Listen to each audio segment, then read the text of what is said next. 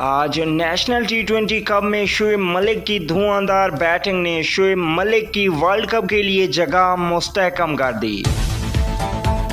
आज शोएब मलिक ने नेशनल टी20 कप 2021 में 85 रन्स की शानदार इनिंग्स खेली, 47 गेंदों का सामना किया, 8 चौके और 5 छक्के लगाए।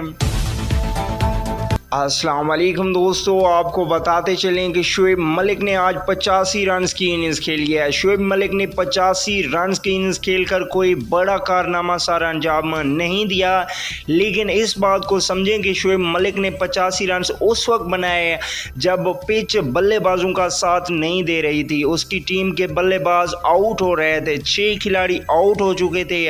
वहाब रियाज ने शोएब मलिक का साथ दिया जो कि एक बॉलर हैं, फिर भी शोएब मलिक ने शानदार तरीके से अपनी टीम का स्कोर आगे बढ़ाया और 85 रन्स बनाए, 47 गेंदों पर 8 चौके और 5 छक्के लगाने में कामयाब रहे।